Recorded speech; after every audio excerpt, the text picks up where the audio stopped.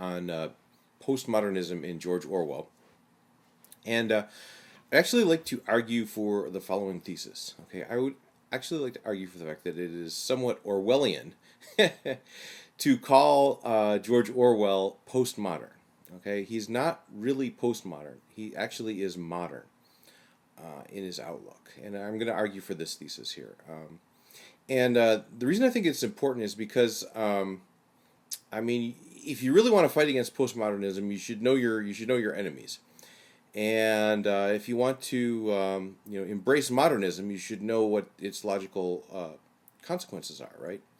So I'm actually going to argue very strongly that the point of view, what George Orwell is talking about there, actually is the logical conclusions of modernism, the modernist empiricist viewpoint, as opposed to a postmodern viewpoint. Okay, so here goes. My point of departure is going to be recall O'Brien's speech to Winston as regards to the reality of the past, right? So it's like, can you take an airplane and go to the past? No. How do we know about the past? Well, we know about it in records and we know about it in our memory, right? That's it. So let's take a step back now. Okay, so where is this coming from here? Okay, so whose thesis is it? Who said this? That the only evidence that we have for something is, what we've written down or what we can see through our direct sensory perception, right? This is a modernist thesis, right? This is the empiricist. Basically, what the empiricists tried to do is they tried to reduce epistemology to merely what can be verified through observations, right? So forget all this bullshit about God, forget all this bullshit about ESP or revelation or spirits or anything like this, right? The only thing you can really know it for sure is true is something that you can gather evidence through your senses about, right? So in other words, why don't you believe in God, right? You don't believe in God because you don't feel any sensory impact on your senses because of God. You can't see God, you can't do all this kind of stuff, right? That's why you don't believe in God, basically. There's no evidence for it, right? That's the atheist refrain. So, let's go to the past now. Why do you believe in the past, right? So if somebody did go and just erase all the evidence for things in the past, would the past still really exist? And of course, you say, of course it does. Yeah, sure. Okay, now, then you got to ask yourself the question. Okay, here's the question, all right? Can you, with your sense data, with your sense experience, can you empirically verify that the past would still be there, even if you can't empirically verify that the past is there, right? I mean, of course you can. Even to state it is a contradiction, right? If there's no empirical evidence for something, you can't prove that it existed by empirical evidence, right? So, I mean, that's where it's coming from. It's basically the deconstruction, really, is the exact appropriate term. It's the self-contradiction of this empiricist premise that the only knowledge that you'll ever get comes from your sense data, right? So it's like so that's basically my point. Okay, that's basically my point. It's a modernist thesis that he's talking about. It's not a postmodernist thesis. So now what you're probably saying is like, well, I can verify that my senses work. My eyeballs are telling me what's really true about the world, right? And then if I didn't believe it, blah, blah, blah, all this kind of stuff, right? I mean, well, think about it. Can you use your own sense data to prove the reliability of your sense data? What evidence do you have from that your eyes really are working correctly, right? How could you possibly verify? If your eyes were telling you everything wrong, how would you know, right?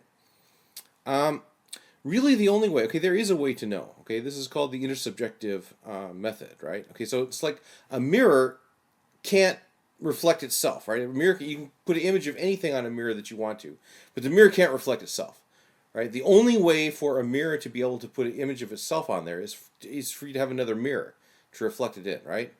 So this is kind of what we do with our eyeballs, right? So it's like we will dissect the eyeballs of apes and monkeys, and we'll look at other people as they're looking at the world and say, okay, yeah, their senses are basically sound, right? So we're using them kind of as a mirror, because it's an intersubjective kind of a thing. We're using them kind of like as a mirror to triangulate on the world here, and that's a valid it's a valid technique, okay? But what if somebody would control, like as the party controls in 1984? What if someone would control all of the other people, right? Some broke all the other mirrors in the world, right? If somebody broke all the other mirrors in the world, then your mirror could not put an image of itself on it, right? I mean, it just couldn't do it. If it's the only mirror in the world. So that's basically Orwell's point in this thing. It's if the party, if there's so much thought control, if there's so much things in the world, then really the whole empiricist paradigm just completely breaks down. There's absolutely no way. There's no place for Winston to turn to find the truth in this thing. And it's like, is there really a truth out there, or that Winston could, even though Winston can never find the truth, is there really a truth out there? What difference does it make to poor Winston, right? And how could poor Winston possibly verify that? How could you verify that statement? Right? So suppose you had a mirror and it was the only mirror in the world. How could you verify the statement that this mirror could reflect itself if there was another mirror around? You really couldn't do it unless there was another mirror around. So basically that's the point of 1984, is that if you do this strict empiricist thing, if you reduce your epistemology to only what can be gathered through the sense data, you can't verify. It's not a self-verifying principle, basically. I mean, the Kruths made this point in another video of Mr. Cropper a while back. It's not a self-verifying principle. You can't use it to prove itself without other people, intersubjectively speaking. This mirror thing that I'm talking about, right? So this is Richard Rorty has an interesting slogan on this. He discusses 1984 at length in one of his essays, and he has an interesting slogan. The slogan is the following: okay, if you take care of freedom, the truth will take care of itself. Right. In other words, if people are free to do what they want, and if they are free to be mirrors for each other, then it's like we'll be just fine. But if you don't, I mean, if we're all under this sort of controlling system or something, then consensus really is no longer a good guide for truth. I mean, we're completely disconnected from the truth, and it doesn't really matter to us one way or another whether the truth is really there or not. It becomes a complete non-issue. If it's there, if it's not there, it doesn't matter. You're still screwed, right? At any rate, hope this made some sense. Thanks.